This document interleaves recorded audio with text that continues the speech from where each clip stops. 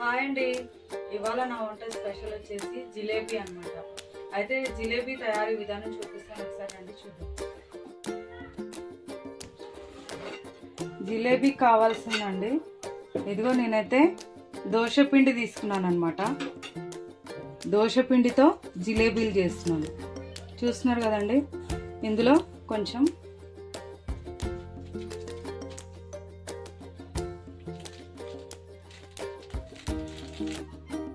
కొద్దిగా వంట సోడా వేసుకోవాలన్నమాట.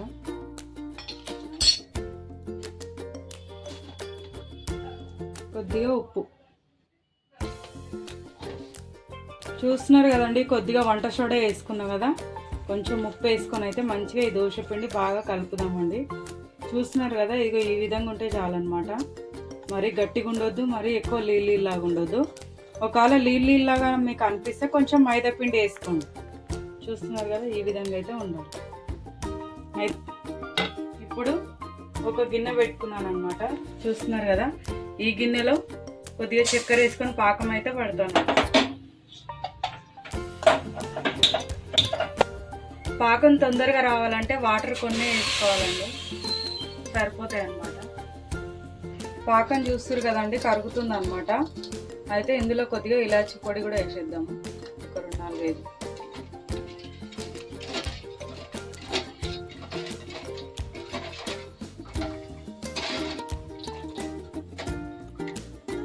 పాకం రానిద్దామండి. కొంచెం తీగ పాకం లాగా వస్తే చాలు, లైట్గా, మరీ ఎక్కువ కాదు. చూస్తున్నారు కదండి, ఎల్లో కలర్ది అయితే కొంచెం ఫుడ్ కలర్ తీసుకున్నా. కొద్దిగా వాటర్ వేసి అయితే ఈ పిండిలో మిక్సీ చేద్దాము.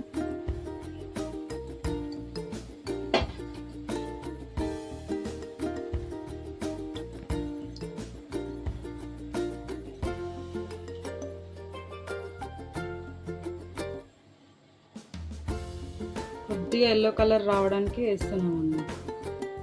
బయట దొరికేలాగైతే సేమ్ అలా వస్తాయండి జిలేబీలు అయితే.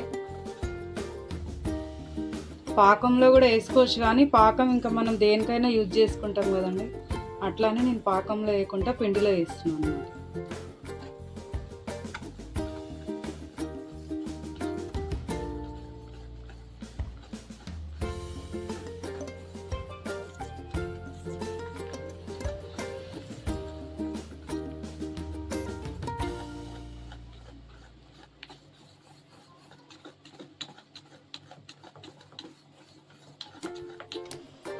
చూస్తున్నారు కదండి, పాకం అయితే ఈ విధంగా వస్తే సరిపోతుంది అనమాట. దీనికి ఏం మరీ ముదురు పాకం అట్లా రావాల్సిన అవసరం లేదండి, ఇట్లా లేత పాకం ఉంటే సరిపోతుంది. చూస్తున్నారు కదా, ఈ విధంగా అయితే ఉండాలి. స్టవ్ ఆఫ్ చేసుకున్నాం. ఇలాంటిది ఒక వెడల్పు గిన్నె పెట్టుకొని అయితే ఆయిల్ వేసుకుంటే కనుక జిలేబీలు చక్కగా వేగుతాయి అన్నమాట. మనం గుంట కడాయి లాంటిది కాకుండా ఈ విధంగా అయితే తీసుకోవాలండి. చూస్తున్నారు కదండి, ఇట్లా ఒక పాల ప్యాకెట్ అయితే తీసుకున్నాను అనమాట నేను. ఈ పాల ప్యాకెట్లో మనము ఆల్రెడీ పిండి మంచిగా కలిపి పెట్టుకున్నాం కదా, ఇందులో అయితే వేద్దాం అండి.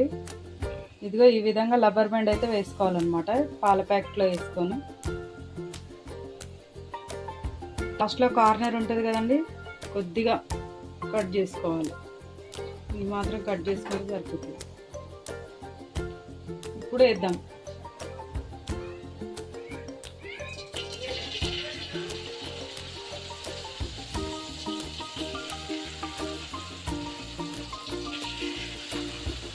చూస్తున్నారు కదండి, ఈ విధంగా అయితే వేసుకోవచ్చు అన్నమాట. ఈజీగా వచ్చేస్తుందండి, ఇదేం పెద్ద పని కాదు.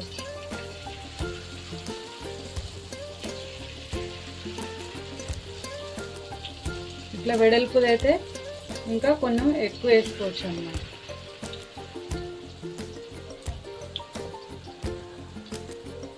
చూస్తున్నారు కదండి, ఇదిగో ఈ విధంగా అయితే జిలేబీలు వేసుకోవాలన్నమాట. మనం ప్యాకెట్లో వేసుకొని, పాల ప్యాకెట్ ఉంది కదా, అదైనా సరే ప్లాస్టిక్ కవర్ అయినా సరే ఈ విధంగా అయితే వేసుకోవచ్చు, మంచిగా వచ్చేస్తాయండి. ఇదిగో కొంచెం మంచిగా వేగిన తర్వాత అప్పుడు తిప్పుకోవాలి. ఇవైతే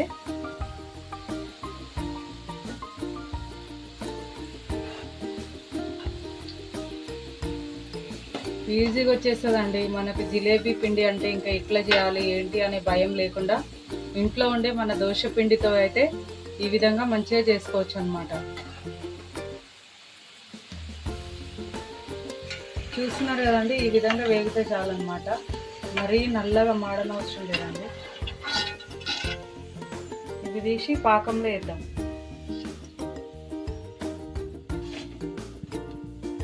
పాకంలో కాసేపు నాననిద్దాం మంచిగా.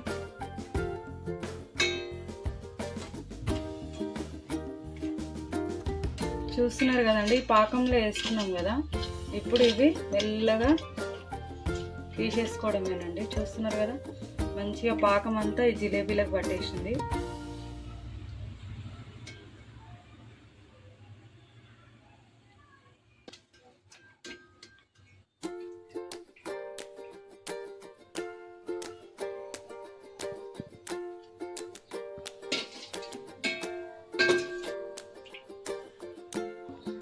కదండి, ఈ విధంగా అయితే వేసుకోవచ్చు అన్నమాట. ఈజీ అండి జిలేబీ అయితే. మనకు ఇంట్లో అన్నీ ఉండాలి కానీ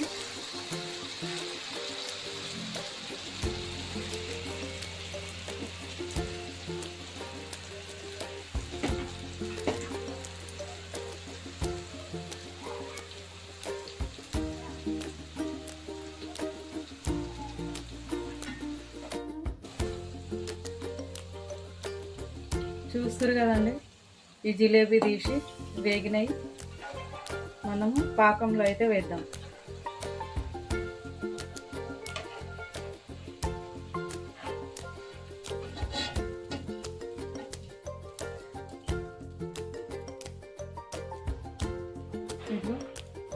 ఈ పాకంలో అయితే వేద్దామండి. పాకంలో ఒక్కొక్కటి వేసుకొని కాసేపు నాననివ్వాలండి.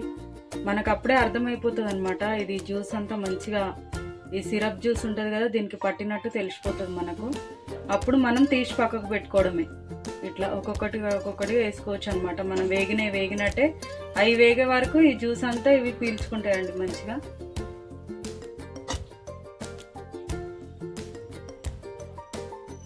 ఈ విధంగా అయితే చేసుకోవచ్చు. చూస్తున్నారు కదండి, వేడివేడి జిలేబీ అయితే రెడీ అయిపోయింది అనమాట.